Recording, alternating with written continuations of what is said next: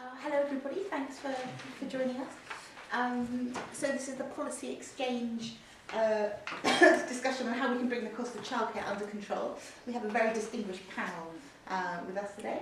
Everyone's going to talk for, I'll introduce them in a minute, they're going to talk for 5 minutes and then we'll all have some questions and some back and forth, which is often when these things get most interesting. We have Annette, Brooke MP, who's the parliamentary ambassador for the NSPCC and a long expert in all these things. And and Professor Helen Penn, who's Professor of Early Childhood at the University of East London. And Lucy Lee, who's Head of Education for Policy Exchange. And Anand, who's the Chief Executive of the Daycare Trust. And Annette is going to kick off. Right, so I'm actually going to be fairly brief, and I'll explain why. That is because obviously I'm not directly involved in setting childcare policy and haven't been since after the last general election. However, I do retain a strong interest. I just wanted to fly the flag a little, if I may, for Lib Democrats. We're at the Lib Democrat Conference, in that two significant achievements, I would suggest, that Sarah Teber was responsible for in her time as Children's Minister was in fact bringing in earlier than expected the preschool for all disadvantaged 2-year-olds, and it's quite incredible to think that this is going to be starting early next year, and obviously there's even more anticipated in 2014. I think in this field, what was another significant thing to do was to actually set up the Nut Brown review, which was all about looking at the requirements that we place upon our early years staff and level of qualifications. And I have to say, all the time that I've been involved in debating childcare, I've never really found the answer to what is the conundrum of whether we go for quantity, quality, and we look at affordability. The problem is we just run into conflicts with those. So I actually think looking at the quality of qualifications necessary was really important. Now, for those of you who were early at conference, because it was the very first motion at conference, I was involved in dealing with this on the conference floor, though I haven't had any input into it. Baroness Jo Walmsley was largely responsible for it. The motion was passed, and so if I just remind you what we've actually passed, we've said that we will streamline child tax credit, childcare vouchers, and sort it out within universal credit when that comes along. And I think that's incredibly important that we actually have one flow of money. A very nice Liberal Democrat proposal, and something that we hope we'll be fighting for within the remaining years of this Parliament, is to have the equivalent of pupil premium, but have a nursery premium to help with preschool education for those children who actually meet the free school meal criteria. I think that would add an awful lot to what's always been our early intervention agenda. That was really important, I think, and also that we repeat our much stated policy that there should be a graduate level qualified worker in each early years setting, and also not to undermine the early years professional status, but actually just in the same way that teachers in the past who had a teaching certificate were able to convert that to a degree, then we actually put forward, essentially what Cathy Nutbrown said, that you should actually have that access route. So I think that was perhaps not the most radical of motions that we passed, but it had some very useful components. Now, I think it's a really interesting time to be discussing this topic, because we are at a situation, as we know, where people, parents returning to work, are actually paying out one way or another so much for their childcare that for some people, other than keeping their foot on the career ladder, there isn't an obvious monetary gain with everything that's being paid out. And that is, I think, a matter of great concern. And this is against the background that government continues to up the resources that is being put into childcare.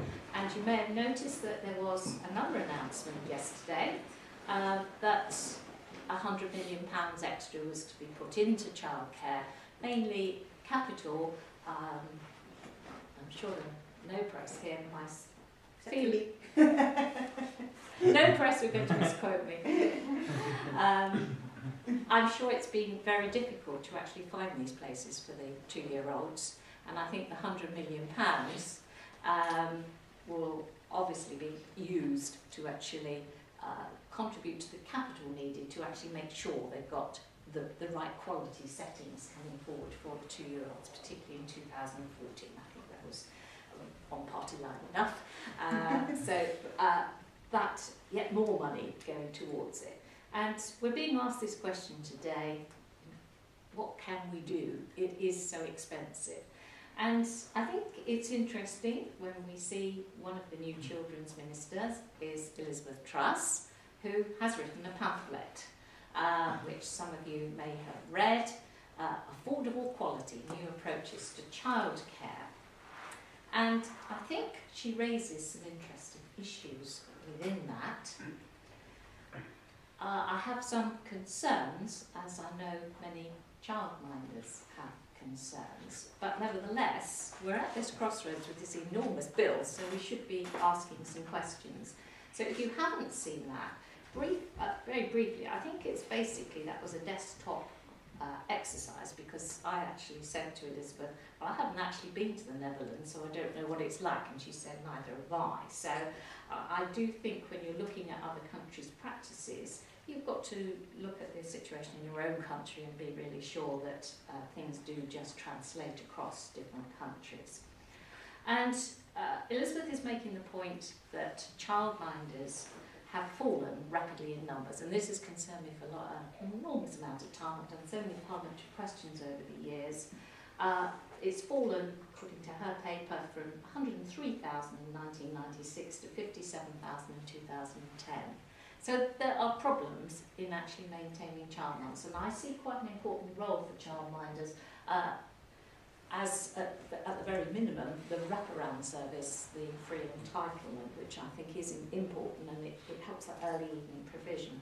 Childminders that I've met appreciate the fact that they are now much more recognised quality-wise, but they have a huge bureaucratic burden on them, and they worry about Ofsted. So I'd certainly be in favour of looking to see how we could increase the number of childminders and give them a bigger role, but Elizabeth Truss is suggesting upping the numbers, and this is being treated, I think, not too enthusiastically by childminders. I'd be concerned, very lowly paid, are we being asked to take more children? The Nut-Brown review, I think also interestingly, says... Sorry. It's all right, it's about childcare. It's childcare, that's fantastic. It's all right, it's really quick, yeah. I took it as a comment on child. Yeah. I've got a great childminder. The Nut-Brown review, Cathy Nut-Brown actually says, well, if you've got a graduate in every setting, could we look at the childcare ratios in the 3 to 4 year olds? And that's always been a question mark, because if you're in a nursery school setting, then there is a different childcare ratio. So I suspect there are one or two things that we can be looking at, because we're in a totally different position from where we were when Labour first came to power. We've managed somehow or other to get quite a lot of provision out of there. So maybe we do need to actually have a good look.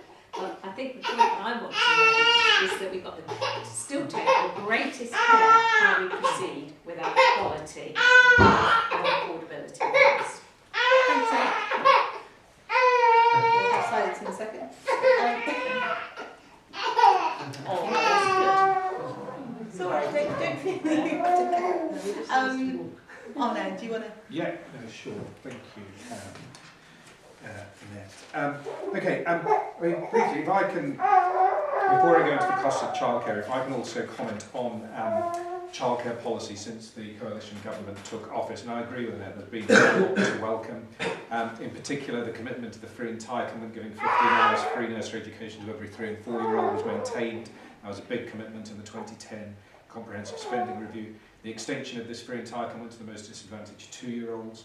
There's been an additional 300 million that's been found for the universal credit, so that the extension of applicants to those who work under 16 hours doesn't mean that people lose out. So that has been good. And yesterday's announcement, or today's announcement, of 100 million extra for capital funding. So that, I think, has been good at a time when money is tight. It would be churlish not to acknowledge that additional significant funding that has gone into the sector. Daycare Trust's main criticisms of government policy in the last 2 years has been one in relation to the cut in tax credits from 80% to 70% of childcare costs and the removal of the Sure Start ring fence.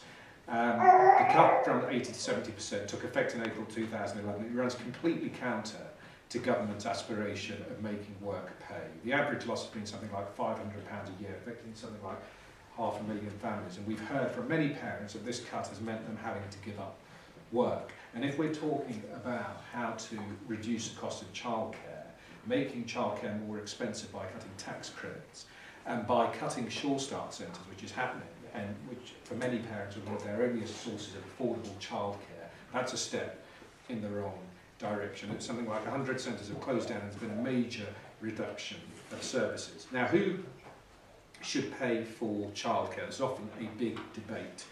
The approach that the UK has taken is similar to many other European countries, in that the cost of childcare is shared between the state and between the parents. It's rightly recognised by all parties that it's in the national interest to provide a childcare infrastructure. And there are benefits that everybody in this room will be aware of. I don't have to go into detail. The benefits for children. Very good. The research has shown that high quality childcare and early education achieves better social and cognitive development. And the latest studies have shown that these effects are seen in maths results at age 11. It brings benefits for families, helping to make families financially independent. One argument that I think I'd like to see recognised more widely is it brings benefits for the wider economy. Childcare provision means that businesses have access to the widest possible pool of talent in the economy, which is hugely important in a competitive world. So benefits for the country and for the families, and reasonable the parent should make the contribution. The question is what that contribution should be. Now, Daycare Trust's annual cost surveys show that parents now pay an average of £5,000 a year for 25 hours childcare. So in other words, a part-time place. And that masks a range of regional variations. In London, in South East and Scotland, that average is close to £6,000 a year, again, for a part-time place. And we found a nursery that charged £15,000 a year for full-time places. Now, these are significant sums of money for families. There is a range of data that's been put out by the OECD looking at how parental contributions compare to other countries. And there's huge problems with the data and the quality of the data and so on. And Helen is an expert on this and can kind of talk you through this in much more detail than I can. But the general picture shows that the parental contribution in the UK, which they calculate as something like 20%, 27% of net income in 2-earner households, is double the OECD average. That's what we're asking parents to pay. There are many countries that provide high quality, affordable childcare, and they do so through a combination of supply-side funding and fees being linked to parental income, with the poorest parents not paying anything. And we've recommended that the Childcare Commission investigate such models for the UK.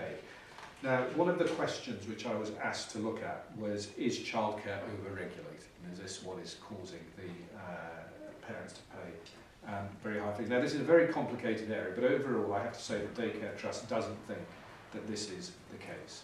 There is an inherent tension in providing high-quality childcare which is affordable to parents. There are, and it's important that unnecessary costs are removed. And examples that I would use of things that are adding unnecessary costs are one of the things that Annette talked about, which is the complexity of funding mechanisms. there is a gain to be made by considering a simpler and more streamlined approach to childcare funding. Currently, providers may get funding for the free entitlement from their local authority, from many different childcare voucher providers, from parents directly, who also may be getting financial support through a tax credit system. So simplifying this could be good. Ofsted and local authority administrative practices. Now, many providers that I talk to feel that this paperwork is unnecessary and excessive. You obviously need to have enough information to ensure accountability for public money, but providers tell us that much of what they're required to do, often by local authorities, are disproportionate and have huge costs of administration. The other thing that I think we need to have a look at is how the industry works. It's a very fragmented industry. You do not have large chains of providers. You have many small-scale sole traders or small businesses. Most provision is delivered through the private and voluntary sector. Many small providers compared to other countries, and they struggle to remain sustainable. They have high overhead costs in proportion to their overall turnover. They're also faced by the inherent problem in this area of variable transient demand as children pass through their settings, which makes it hard for these settings who aren't aware of the demand that's going to come in to invest in training and development and so on. Many parents, me included, welcome the small localised nature of provision, but I think we need to have a look at what the benefits of scale might be.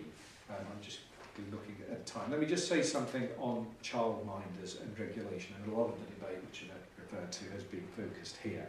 Some of the suggestions that have been put out are that childminders should be able to care for more children than currently permitted, that they shouldn't be inspected individually by Ofsted, nor should they be required to deliver the early years foundation stage. I think we just need to be a bit careful here. Trust levels for childminders are already lower than for group settings, and removing them from the same framework as nurseries will do very little to reassure parents, nor will it give childminders a status and professional standing that their experience and their training deserves. There's a number of myths in relation to childminder regulation, that the requirements for registering as a childminder are overly onerous, and this is putting people off. I don't agree with this. A first aid certificate and some basic training should be considered the very minimum requirement for working unsupervised with very young children. We need common sense to apply. If you've already got first aid training from another sector, then you shouldn't have to repeat it again for the purposes of Ofsted registration. But some a first aid certificate, some basic training, which varies from local authority to authority. It could be 8 to 12 weeks, looking at things about running a small business, child development, the earliest foundation stage. I think is appropriate, and certainly we don't hear from childminders that it's putting them off. The issue in terms of childminder numbers falling, which Annette referred to, is quite an interesting one. I mean, there was a one-off fall in the middle of the last decade when childminder registration moved to being an Ofsted responsibility from local authorities, and there were many childminders on local authority lists who weren't working anymore. So there was a one-off clean of those lists which reduced numbers. There was a fall-off of numbers as well when the early years foundation stage was introduced as well, but that's now been stabilising. So I think I will end it there and welcome the contributions of everybody here. Thank you very much. Thanks, Anand. Professor Penn. Thank you. I'm just going to talk about some work I've been doing for the Department for Education, looking at how we compare with other countries on the question of costs. That is, on the fees paid by parents, on government expenditure, on quality and regulation, and on uptake, who benefits most. And hopefully this will be published by the DFE fairly soon.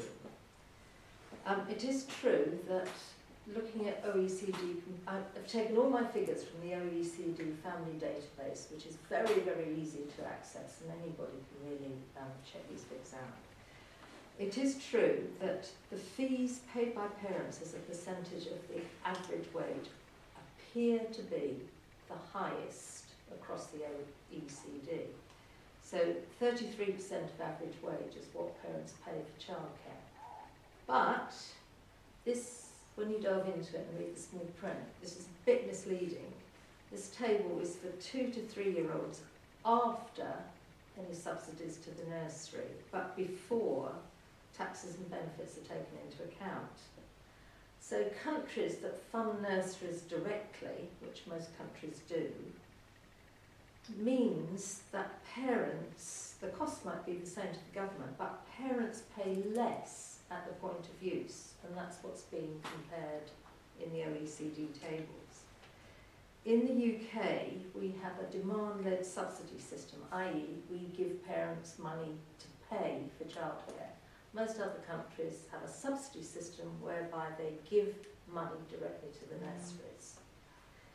So that makes it much cheaper for the parents when they come to the nurseries. Added to that, a lot of countries have a fee capping scheme. So at the point of use, parents are pay a percentage of their household income. They don't have to claim it back, but they do actually get a cheaper service. So the OECD average fee paid by parents as a percentage of average wage is around about 14%. So most parents in most countries will pay around about 14% at the point of use.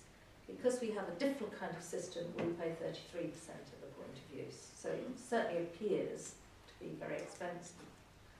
But when you start taking the tax and benefits into account, actually we don't do quite so badly. And lone parents in particular have benefited from the tax and benefit system. But, so the OECD provide a chart where they put in the difference that the tax and benefits make, and then the percentage that lone parents pay is actually really, relatively speaking, quite low, although for other groups it's higher. Do you have any sense of what that percentage is? I mean, if it was 33, I was going to put it up on the. I was going to put it up on the screen. Unfortunately, if I look at it here, the print's so small I can't read it. But it's pretty. It goes down to below 14. Below 14. Okay. But one of the peculiar things about our system is that the take-up is relatively poor because you have to pay so much at the point of use and you have to claim it back through the tax and benefits system. It puts an incredible number of parents off, particularly the kinds of parents who might benefit from employment and childcare. And also, this system of tax and benefits means that it's very difficult to track expenditure because you have a theoretical amount that you set aside for benefits, but you don't actually know very easily how much of that's been claimed. Okay, so we have a different system from a lot of other countries.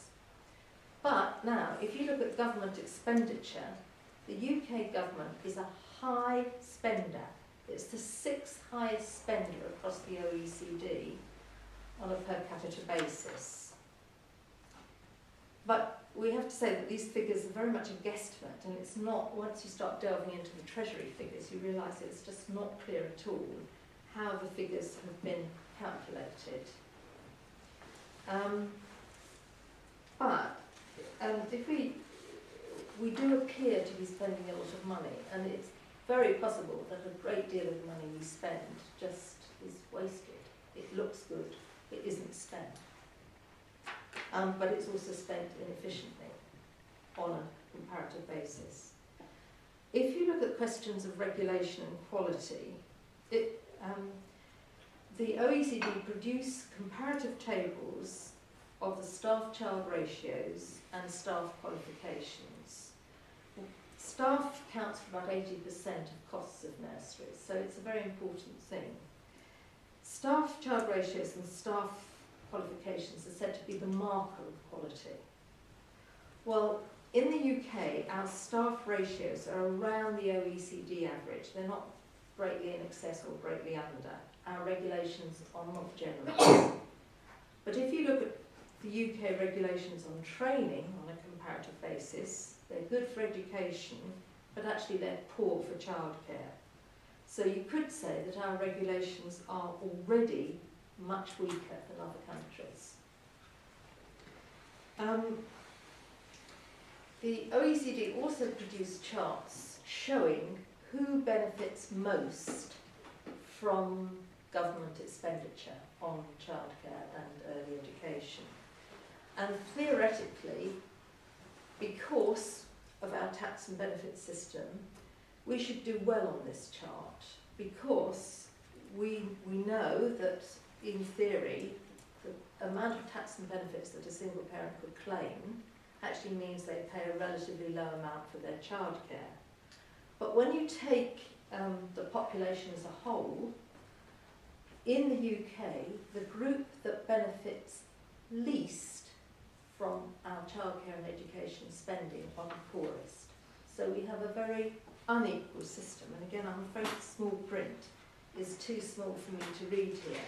But if you look at the table, and I'm going to put it up on the Policy Exchange website by agreement, you will see that actually we spend our money very unwisely because it does not help those who need it most.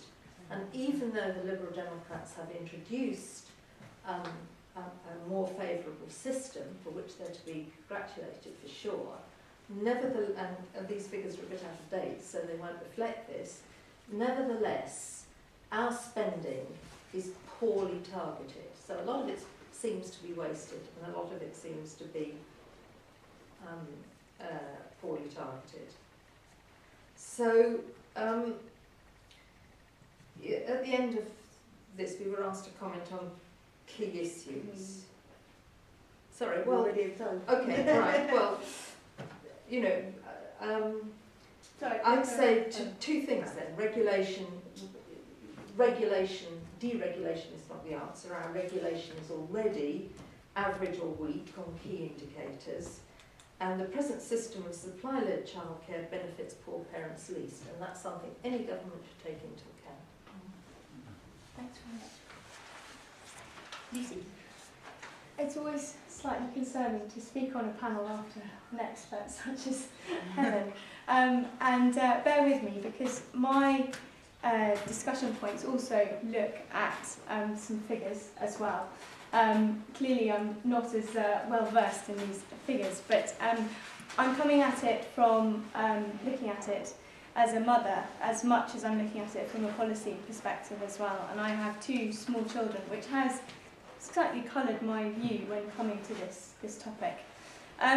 When talking about the cost of childcare in the UK, people I've spoken to often start bombarding me with figures. You've got the average family spends 27% of its income on childcare, according to the OECD.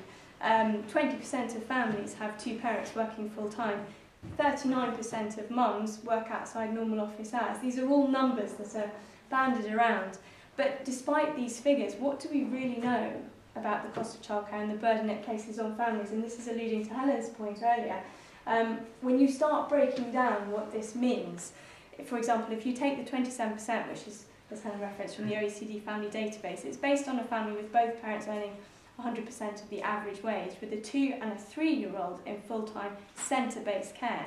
Full-time classified as upwards of 30 hours, and yet a normal working week is at least 35 hours. In addition, this figure was calculated prior to the changes in tax credit and free entitlement extensions for the disadvantaged 2-year-olds. So we're seeing a squeeze on middle earners, and the Daycare Trust has argued that 44,000 families, fewer families, are now receiving help. That's a huge hit on a large number of families. So is this 20% actually a true representation of cost to an average family?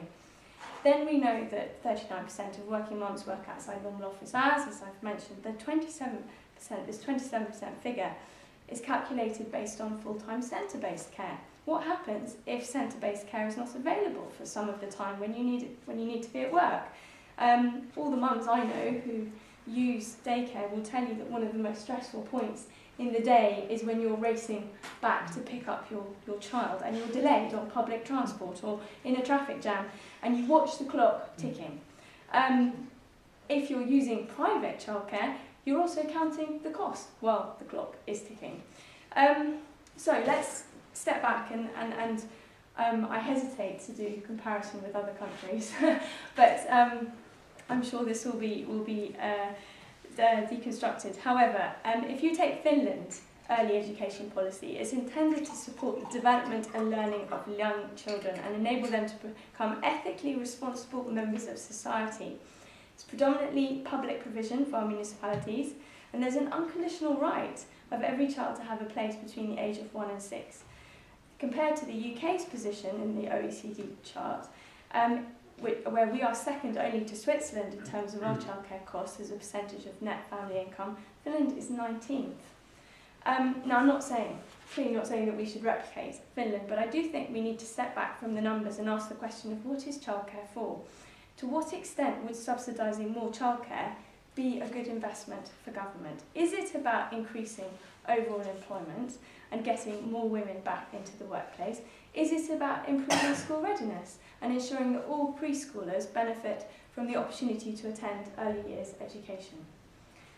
Another question to ponder on is what factors influence a woman's decision to choose childcare, and would an expansion of provision increase the number of women returning to work? When you're looking at the barriers to work take up, a study found that cost was not the sole factor. It is also the availability and flexibility of childcare that this study found affected a mother's return to work. This 2009, it was called the Childcare Affordability Pilot, offered parents the chance to reclaim 100% of the cost of their childcare if they began work. Interestingly, the take-up was actually relatively low. Most women cited the reason for rejecting the offer simply because they wanted to stay at home and look after their children. For those that were interested, it was their inability to find work that fitted around childcare arrangements. Clearly, there are limits to this study. It operated within the existing local childcare market provision, and communication of the initiative through the HMRC had limited reach. So we recognise that the study had its failings. But a further issue that the study identified was the need to find flexible, informal care beyond nursery hours. The pilot found that nearly all those who took up the offer relied on informal care, and this posed a real problem for parents with weak social networks. So to finish, I'd like to return to my initial point about numbers. 27% is probably not reflective of the true cost of childcare. There are at least 39% of working mums who are juggling informal care and centre-based childcare around atypical working hours. Increasing the number of childcare places and reducing the cost is perhaps only part of the solution, with the need for flexibility and quality, an area I haven't touched on, but clearly requires careful scrutiny. In all types of childcare provision is key to parents deciding whether or not to return to work. Thanks, Lisa. I think we'll now open the debate to the floor, and if you can say kind of who you are and what your organisation is, if you have one, and who you'd like to answer your question, and then we'll probably have a bit of a kind of debate, and we'll see who's. So we've got some disagreements on the panel. Bring up to Devon Galani from the Centre for Social Justice, and I should add even more greatly to Lucy's comment from that side. I don't have children, and therefore in many respects I don't even see this from a parent's perspective. But looking at it largely from a purely economic perspective, I think there are a couple of observations I'd like to make on the childcare market. Can you make it a question, not just... I'm not going to go. Just all right, two questions. The first one being, the first one being the poorest benefit the least, and I think one of the reasons for that is that they don't take up formal childcare, because if you're on a low income, if you're earning £7 an hour or £8 an hour, and you've got 2 or 3 children that might need formal childcare, your benefits from work are greatly reduced. Therefore, why the economic question for the parent is therefore why work. The second question, and just a response from that from Professor Helen would be great. The second question is flipping that round to the taxpayer. The taxpayer themselves, if you're kind of working just to not for your own, if the parent's working not for their own monetary benefit, then and taxpayer subsidy is 70% while the parent pays 30%, then perhaps there's a cost.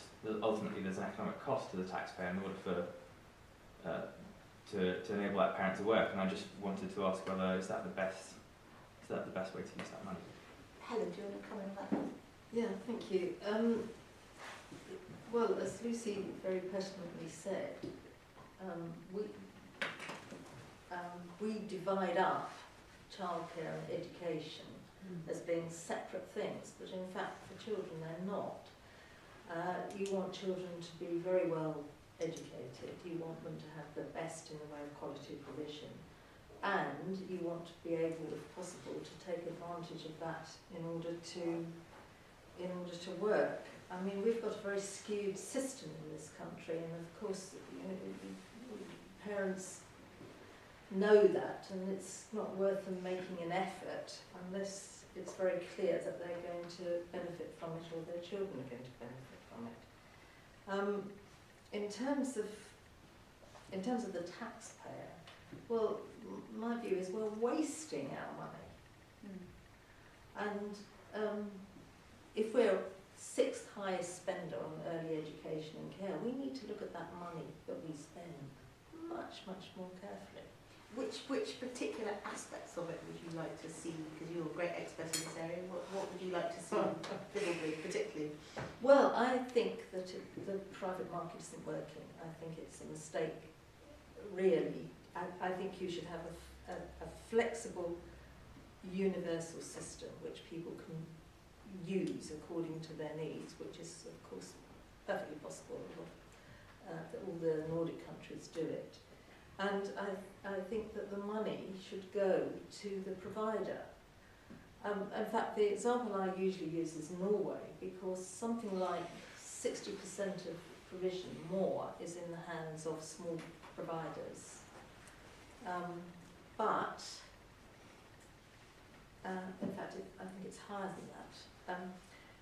So it's small groups of people who set up nurseries, it's just small providers. But first of all, they get their money directly. They get a subsidy which enables them to be able to predict their own income, and also control what they charge to the parents at the point of use. It's very cheap for poor parents. But also there's a very good regulatory system which includes financial accountability. I mean, one of the things that's missing with our private providers is that they're not required to in any way be accountable for the money they take in or spend. And I think that more scrutiny through the regulatory system would be a very good idea. So I think we should, in a nutshell, we should switch from a current demand-led system, giving money to parents via the tax and benefits system in order to choose, but they can't really choose for all sorts of reasons, and giving it to the supply side, the providers, to provide a good service. Do you want to comment on that? I agree 100% with that. Yeah, no, as I said in my talk, I think the supply side system with caps on parent or fees based on ability to pay has been shown in other countries, including Norway. Norway is a good model for us, and as Helen said, it's quite similar in the sense that you have so much provision which is done on a small provider basis. Do you want to?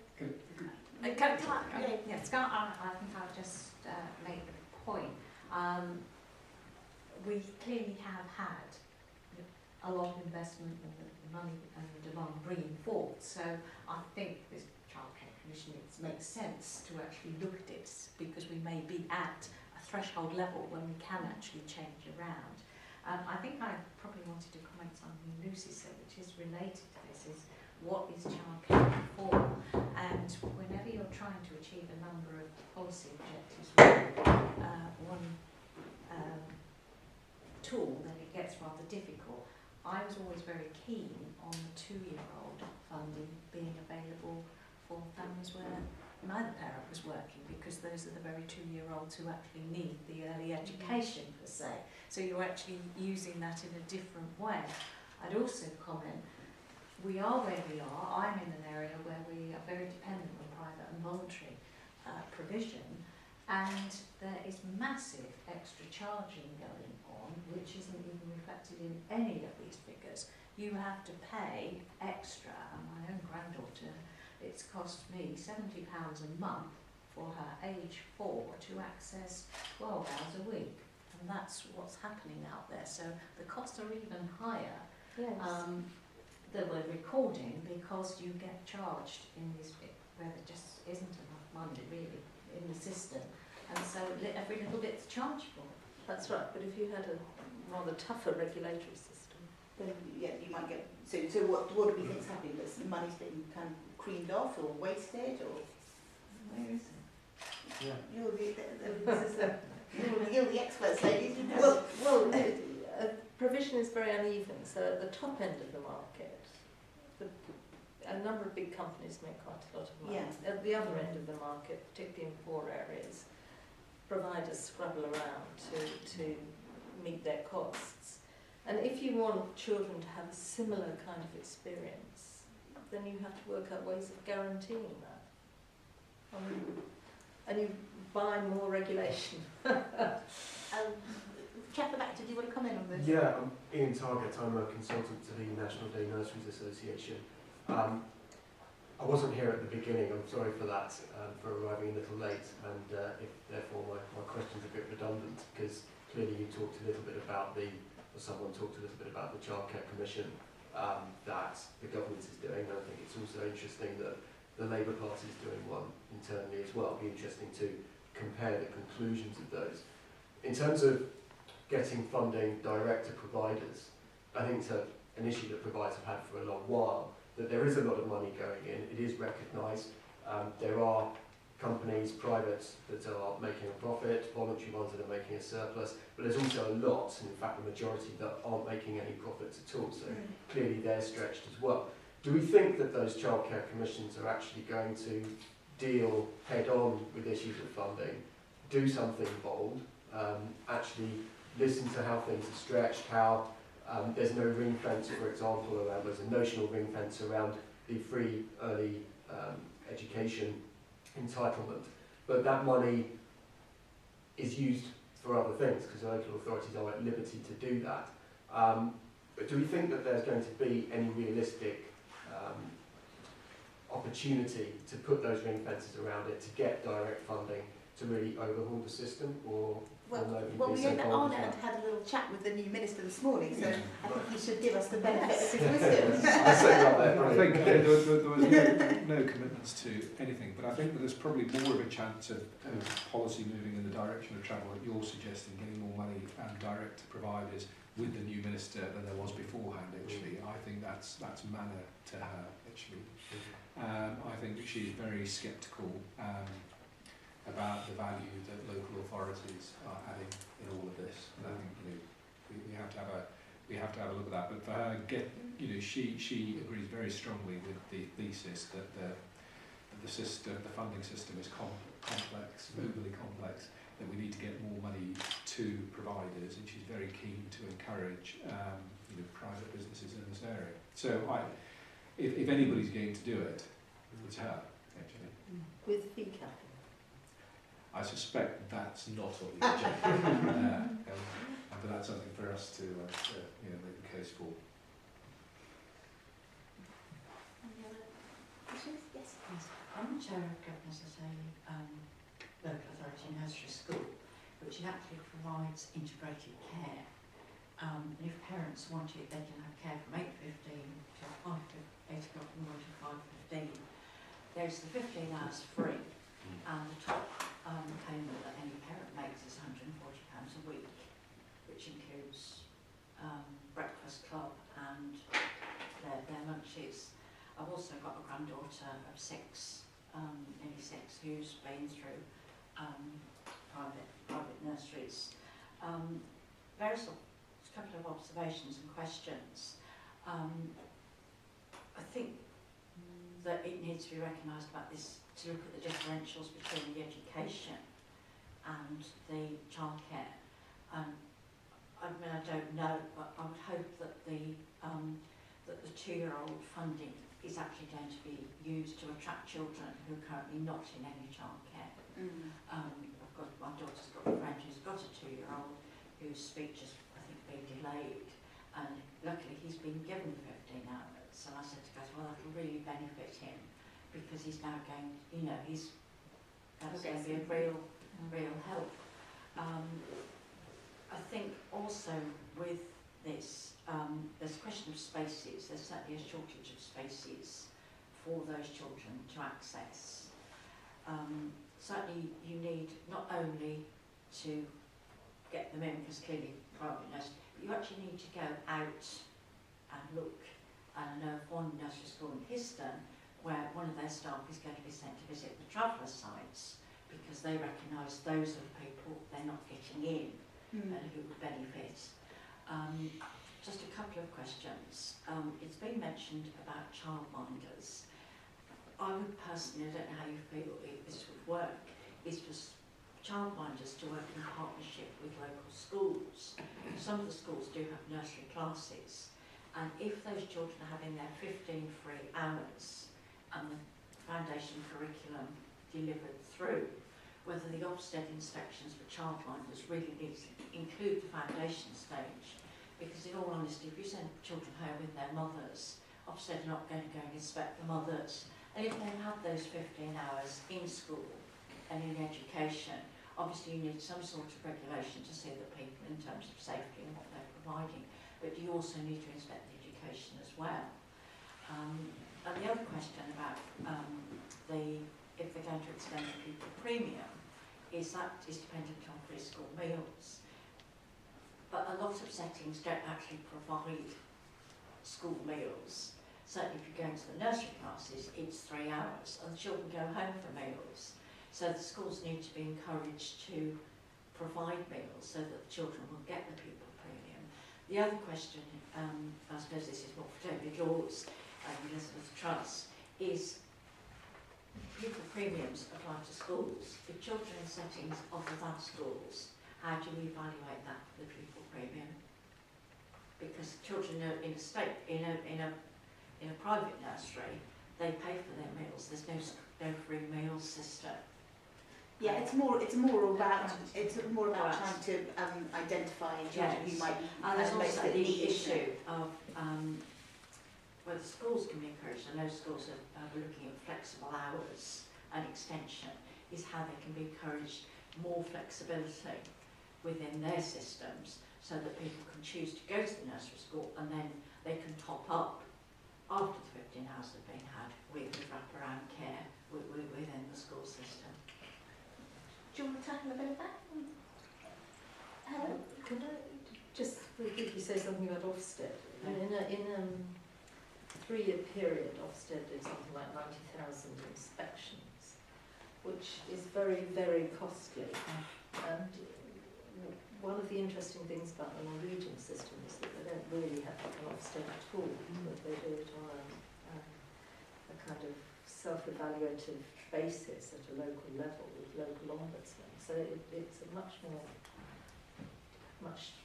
cheaper, but it also enables people to think very carefully about the goals of what they're offering and why they're offering it. Instead of conforming to some top-down system, they can think very hard about their goals and their objectives and so on. I mean, I think that really you've hit the nail on the head. I mean, we're not clear about what all this provision is for, and we should have much clearer goals about it all. And then it's much easier to evaluate it and everything. I'd just like to pick up on your comment about childminders and whether or not it is appropriate for childminders to conform with the early years foundation stage criteria. Although they have been slimmed down now, it's something that we're looking at in our report on this, which is yet to be published, because there's clearly a sort of practical element, which is if your child has been in school all day, the last thing they want to do is start doing more activities to meet the criteria of it. The counterbalance to that is the quality of the provision and ensuring that parents recognise when they're looking at childminders that there is the same provision in each setting. Now, clearly that's inspection to do with safety. So actually, is there a question around looking at the regulation of childminders as a whole and ensuring that they comply with certain standards but don't necessarily offer the EYS effort if it's part of an offering that is a wraparound care? Yeah, I think there's clear that if you're doing 15 hours kind of educational stuff for a 2-year-old or a 3-year-old, and certainly as a mother I have big worries around kids being dumped basically at school. I'm also the governor of a local primary school, and I mean I have concerns, and I know my own 6-year-old is knackered by 3:30, and the idea that you would put a kid in school from 8 a.m. through till kind of 6 p.m. or 8 p.m. if it's flexible work fills me with horror, because I just don't think that's very good for children. Educate, but they sit and have. Yes. And then the thing about the childminder, exactly, so probably better for them to leave school at 3:30, go to the childminder and be able to kind of, watch telly or chill out or lie on a beanbag or read a story. Or I mean, it doesn't, I think that we can, it's apples and pears all the time. I think that's right. I think there needs to be a different approach for after school care, and you replicate the activities that you would do at home. I think that's right. I think we also need to be careful about not looking to translate the long working hours culture for parents onto a long childcare. Yeah, it's a long working hours for 2-year-olds. I mean, please. As well. So we need to kind of look at that. So there's more. I mean, that's a dimension to this debate we haven't really touched on tonight, but there's more on employers, I think, in terms of offering family-friendly hours and flexible working as well. And most of the wraparound care, as I know to my cost, is done by grandparents. Yes. Well, that's a whole other kind of massive. Yes, so we provide quite a lot of unpaid. as well. Yes. Yeah, just to sort of clarify, the free school meals issue is simply criteria, really. It's to who should qualify, not actual. It's not actually eating things. And eating things, and it's a kind of poverty. It's a kind of poverty level. Yes. It's a measure of deprivation. Welcome change, because I think at one time you actually had to. You actually have to eat have something. meals, so you don't any. Exactly. Yes. And I think the other point you made, and I think I started with that, I think there is a real role for childminders, which we now on this wraparound and actually thinking what actually are the requirements. Because I've met the most committed childminders where they've got a separate room in the house, they're off to training sessions in the evening, they're writing their notes long after the children have gone home. There has to be an easier way and still get some high quality family care.